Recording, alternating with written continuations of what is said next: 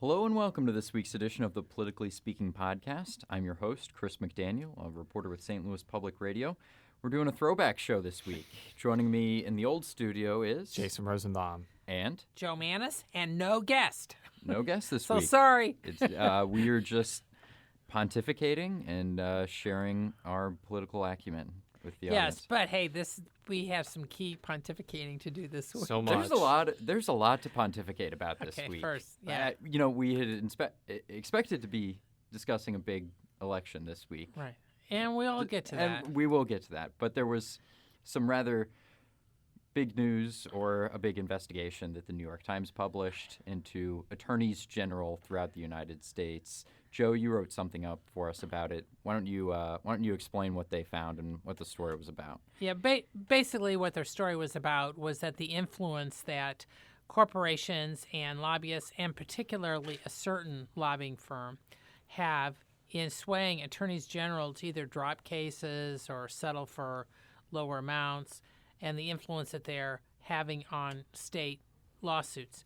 And the Exhibit A was our own Attorney General Chris Koster, who is a Republican turned Democrat and who is considered the heir apparent as the Democratic nominee for governor in 2016. And he really was portrayed in an unflattering light, to say the least. Now, to be fair, all the attorneys general that were featured in that article were portrayed in an unflattering light. But he was the focus of it. He was, in the lead of that story, and they had a huge, I would say probably a fifth of that story was about him. Yes, I'm sure when you're a public official and you're running for office, you'd love to have a fifth of the story in the New York Times about you, but in a flattering way. Yeah. Not basically what it contended, boiling it to nutshell, is that in one particular lawsuit involving an energy drink that he's 5 Hour Energy. Yeah, he's alleged to have told his office to drop the probe into whether or not they were using unfair advertising practices after he had met with a lobbyist who had zeroed in on him. The story included lots of captured emails, which, again, kind of crystallized the back and forth that goes on between lobbyists and their targets. He also was accused of reaching lower settlements than the state might have gotten money-wise in various lawsuits, notably with Pfizer and AT&T, and it cited the fact that in one case, after there was such a settlement reached, that he ended up being flown to Chicago to speak at a Pfizer conference, and his topic was how corporations and state governments can work together better.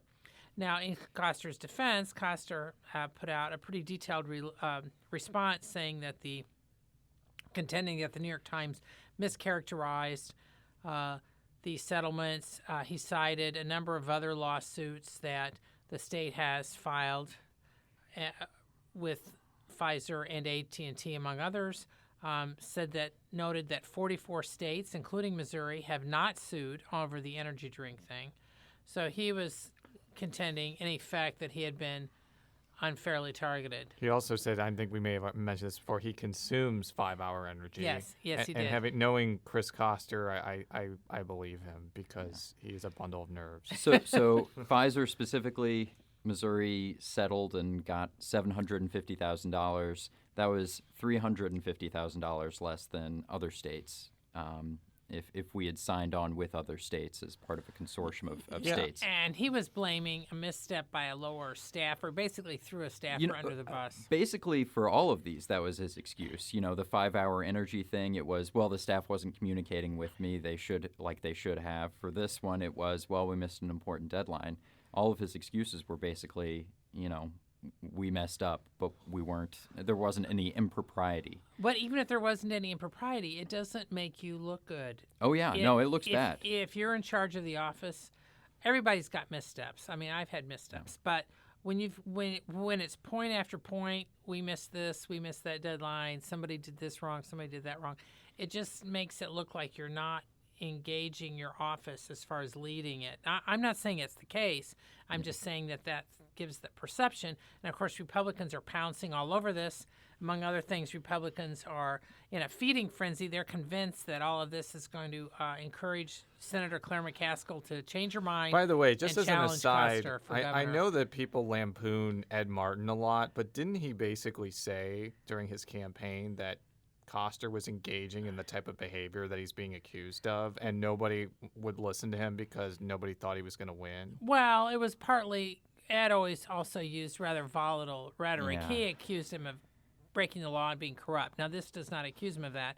And Yeah, but he basically said that he was influenced heavily by campaign donors to make decisions, from what I recall. yes, he did, but he spoke in general. He didn't use Yeah. specifics. I just want to I just want to point that out. To be fair. that people were talking about this during an election season where Coster was heavily favored. But continue. And the fact is, one of the problems for Republicans is that their candidates for governor, notably Catherine Hanaway, is already under fire for accepting $750,000 from a single donor, Rex Sinquefield.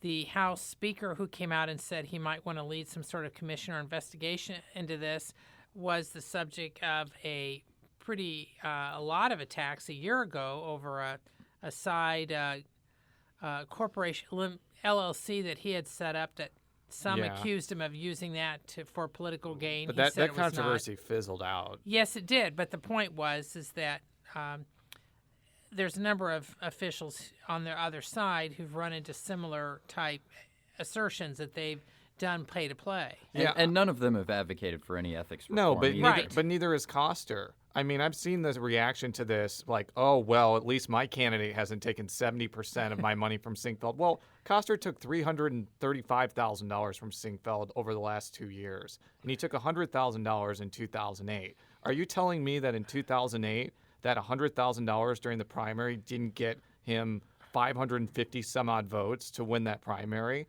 Sinquefield's money was, I would say, if not important, decisive in him winning that primary.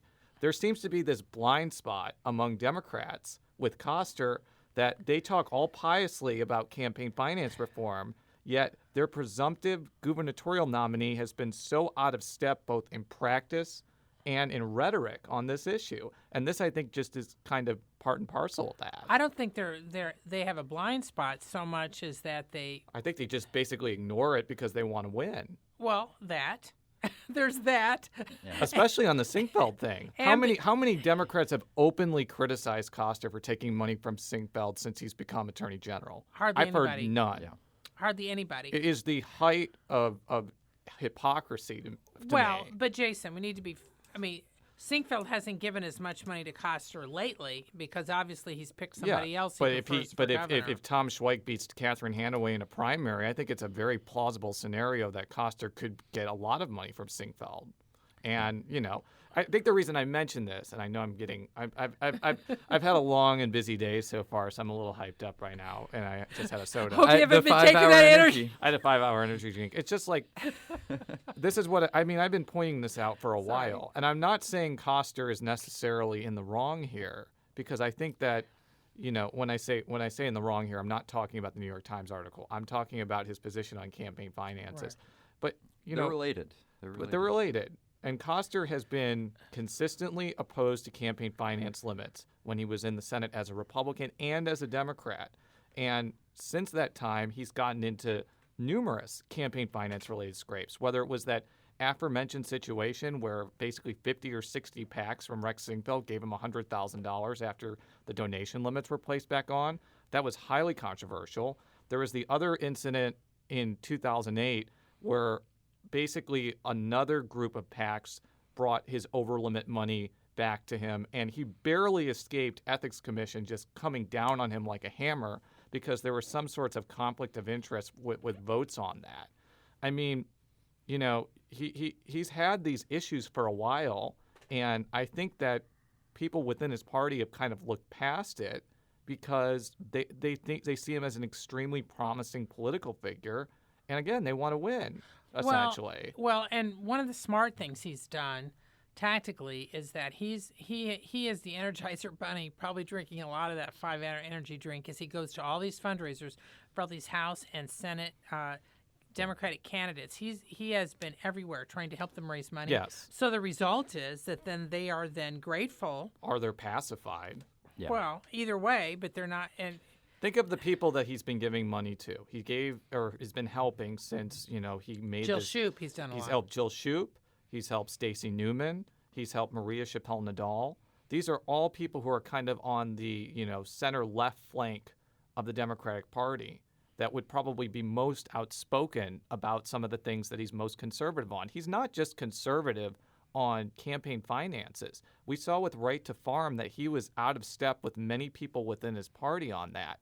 And I think that was kind of an effort and a smart effort and shows his political skill to kind of get ahead of a possible, left of center backlash against his candidacy. But then he ended up being under a lot of pressure on when the gay marriage stuff Yes. came up.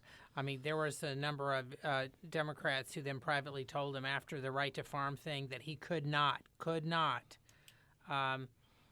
back away from support for marriage rights for gays. I want to look a little forward here because I think there's a lot of speculation that this is the sort of catalyst that maybe prompts another Democratic person to jump into that race. Now, obviously, the person being thrown most is Claire McCaskill, who apparently has wanted to be governor forever.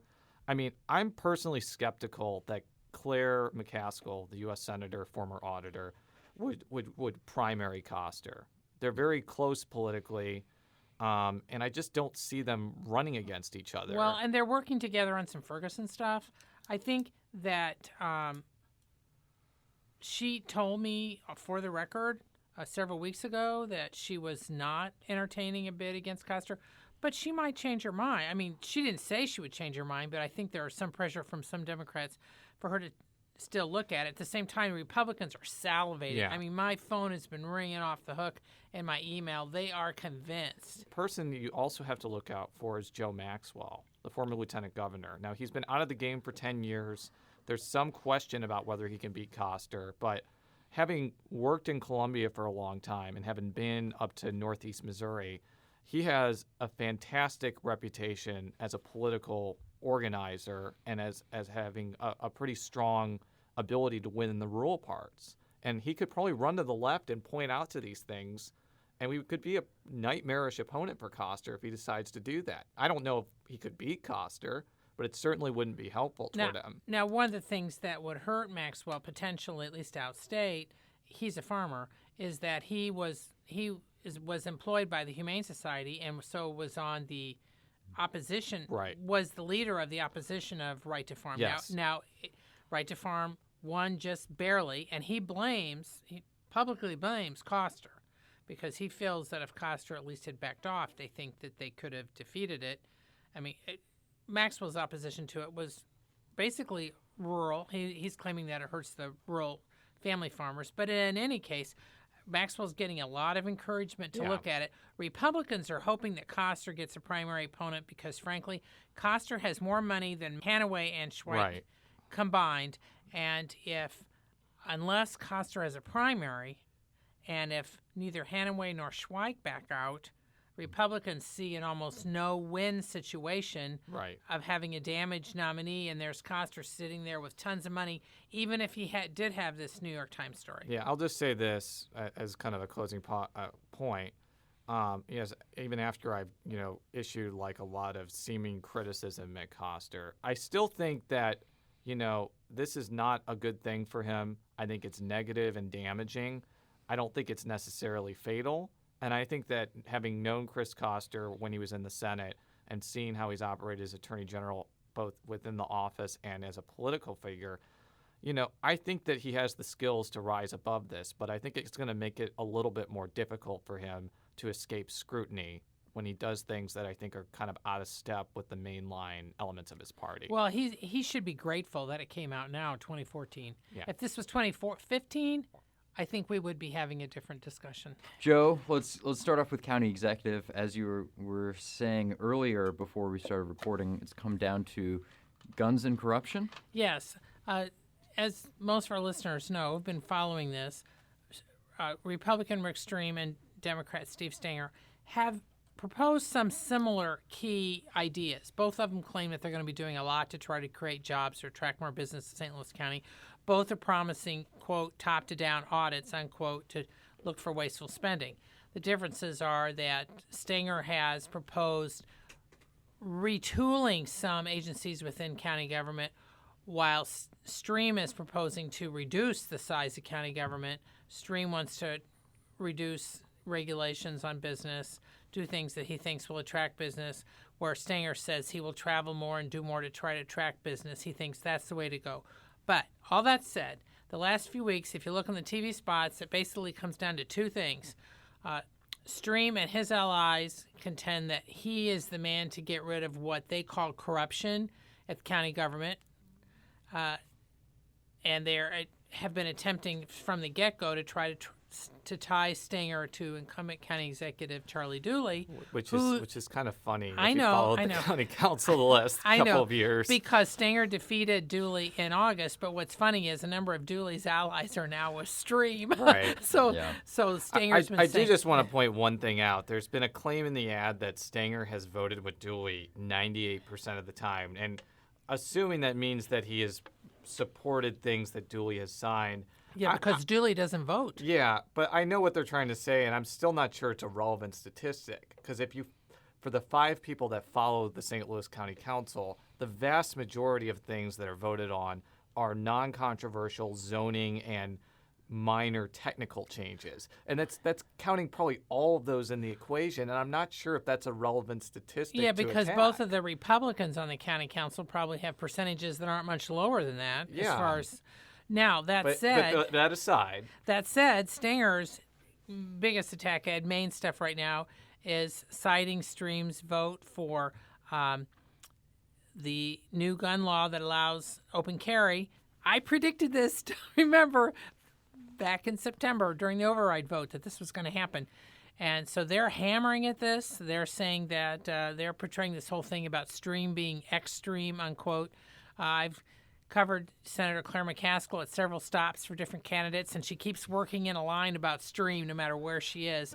And so the point is that all these other things where they've talked about how to make government better are not showing up on TV. no. And by the way, all the claims that Stenger is attacking Stream on are probably in positive ads for Jeff Rorta, since he voted for all of those things too. Jeff Rota's running for state But senate in that's Jefferson that's County. in Jeffco. I understand it's different populace, but be that as it may. Right. But it does. You're pointing to yet another example where there are different Democrats that are running on different records, Right. which is fascinating. But also, Stream and Stenger have spent well over $1 million on TV ads just since the beginning of October, which is a really hefty sum, Especially when it's just prices on are low. Especially just in St. Louis Yeah. market. And especially when, people in Jeffco and St. Louis City and St. Charles and, Illinois could not care less about this if from a practical standpoint. Maybe they care about it because they want to see who wins, but the St. Louis County executive doesn't have any control over those jurisdictions. Well, and to be fair to Stream, the St. Louis County executive has limited influence over gun legislation, especially now with this new legislation. It strips the Right. county of its power just as well as the city Yeah, of and- trying to curb public displays of guns. And I'm not saying that his record in the legislature is off limits. Obviously, when you vote on something, you have to own it, even if it's not completely in sync with what you're running for. But I mean, I think Stenger even admitted at our debate when he was attacking Stream on abortion, he wasn't doing it because he was promising that he's going to be some super pro-abortion rights county executive that's going to actually expand abortion rights in St. Louis County. He's just kind of doing it to point out that, hey, he is against abortion rights, and maybe the people in St. Louis County that don't like that would perk up, well, even if it's especially not. young women and Basically, he moderate women. admitted it's basically for politics and not policy. Well, it's to craft a narrative, just Yeah. as the Stream side is trying to craft a narrative, painting Stenger in with the missteps that the Dooley administration had, even though Stenger was vocal against many of those. And then in turn, as I said, Stenger is trying to paint Stream with the brush that all Republicans in Yeah, the state house are But let's we're in the weeds. weeds here. Let's kind of Yes. step back. Like, it's almost election day. Yes. This county executives race has been building probably since we started this podcast 2 years ago. What do you think is going to happen? I think it's going to be closer than some say, but I think some of it's going to depend on the weather. I see predictions that it may rain on Tuesday. That can affect things seriously. So does that mean Todd Aiken wins? Possibly? That's how Todd Aiken won back in. Yes, that was the reference. But I think that I think it's going to be key in a lot of things. I think you'll be watching turnout in West County, where a lot of the Republicans are. Part of it's going to be whether or not Republicans are energized, whether or not in North County, some of the African-American officials who've been backing Stream, whether or not they can deliver the votes. There's some question about whether or not they can. And then in South County, how big of is there a split from people represented by Stenger who go for Stream? But the bulk of the votes is in the central corridor of St. Louis County, and that'll be where a lot of the battle is won and fought, and that's why they're talking about these issues. I'm interested to see who wins, but I'm more interested to see where the votes come from. Yes. Particularly North County. Yeah. Are black voters going to vote for Stream out of protest for Stinger support of Bob McCollum? Or do they just not show up? Or do they just not show up? That's what I'm most interested in. Here is Stream's difficulty here. And, I mean, St. Louis County has trended very far to the Democratic column over the last couple of decades. And the problem for Stream is, even if, for example, he won West County and got more votes in the black areas of North County than usual, the map still isn't that favorable to him, because Stenger is still probably going to do well in Florissant and Hazelwood and that part of North County, which is, split a little bit more evenly between black and white. He's probably going to do pretty well in South County, since that's where he's from. And then in the Central Corridor, when I'm talking about Central Corridor, I'm talking about Creve Coeur, Olivet, Ladue, U City. I'm just not quite certain that voters there are going to vote for Stream, especially when you have that 24th District Senate race going on at the same time. And Jill Shoup, the Democratic candidate, is kind of trying to energize some of those key Democratic voters to vote for her. And if they vote for her, you have to imagine they're probably going to vote for Stenger. Well, she and Stenger have been, those two camps have been doing a lot of coordination and discussion as far as turnout and stuff like that. So there is a lot of that. There is some of that going on, which I think is interesting. Yeah, and the other thing is, if you look at the money, while Republicans have been talking a lot about supportive of Stream, if you look at the money, while he hasn't done bad on money, he has not been getting those huge $200,000 checks that Paul Wieland has in the Senate. Yeah, or Jay Ashcroft. All right, let's chat very briefly about the two races where the money is flowing into, the two state Senate races. Jason, you want to talk about the 24th there's two. district The first? 24th district is between Jay Ashcroft and Jill Shoup, the aforementioned state representative from Creve Coeur, who's a Democrat. Obviously, Jay Ashcroft is a Republican. You could probably guess that by his father, John Ashcroft. And, that's been an unusual race in the sense that it's been a race where the Democratic candidate does not have to, pretend to be a candidate who they're not, or try to out-conservative the other candidate, which has become a trend in state Senate races, especially in rural areas. And I think there's a practical reason for that. The district that they're running in, which encompasses, again, the central corridor of St. Louis County, has pretty sizable pockets of moderate to liberal voters. And when they see an ad, for example, like Jill Shoup's on attacking Jay Ashcroft's stance on abortion, whereas that might have hurt her if she was running in Jefferson County or outstate Missouri, that probably helps her energize voters to get out and vote for her. So it's really going to be a test to me to see whether that strategy of basically running on your record and not pretending not to be, who you are that you were before you decide to run for state senate, it works. And then the other race is the Jeffco race, the battle for Jeffco, which I guess the Missouri Times has basically also adopted as a moniker. So I'm very happy to see that. Well, one thing I do want to mention on the Shoup-Ashcroft race is that Ashcroft has.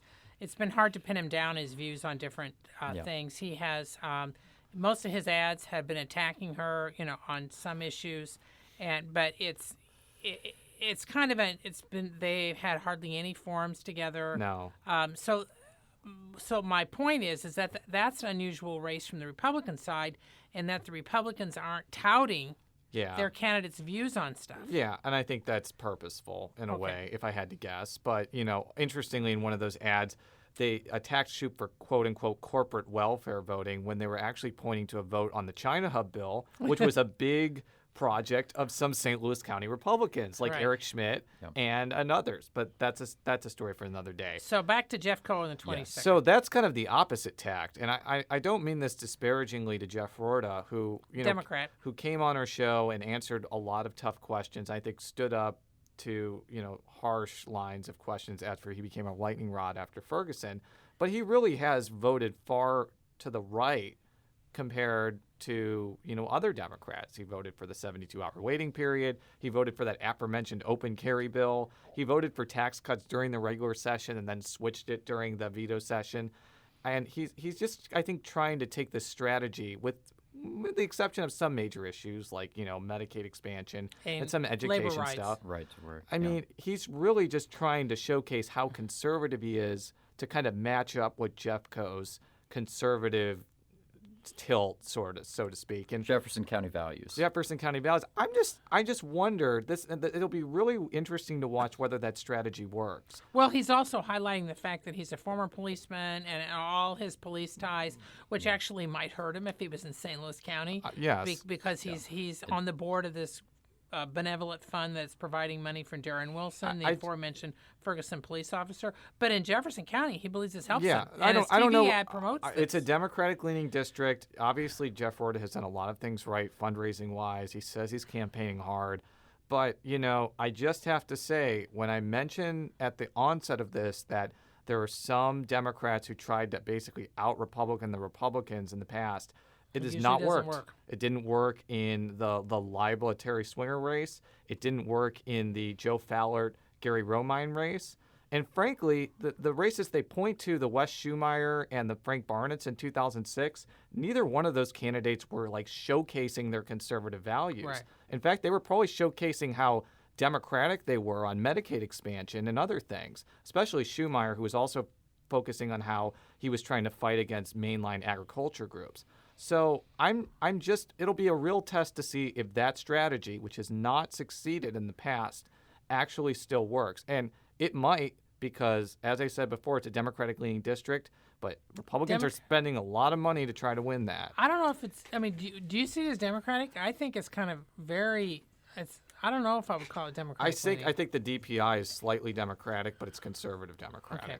All right, a quick programming note here. On Tuesday evening, election night, 90.7, which is our station. We aren't only on the internet. You can listen to us with some live coverage. NPR will have some nationally, and then we will be breaking in with some local coverage as well, so you can listen to us there. And we'll also have some live coverage on the site at stlpublicradio.org. Yes, please do. They're going to dare to And- have us on the air talking about Yes. election results. Are we going to come back on Wednesday and recap everything? I think we will be. Yes. We do that. That is kind of a politically speaking tradition. And so we will plan on being very tired, but Yes. very prepared to give you the breakdown of And what we'll have a happened. lot of buzz, and maybe we'll have all drunk some of that 5-hour We could use energy some drink. 5-hour energy. Pretty much. You can follow me on Twitter at @CSMcDaniel, Jason, Jay Rosenbaum. and Joe. Jay Mannies, it's JMANNIES. We'll be back next week with results. Until then, so long.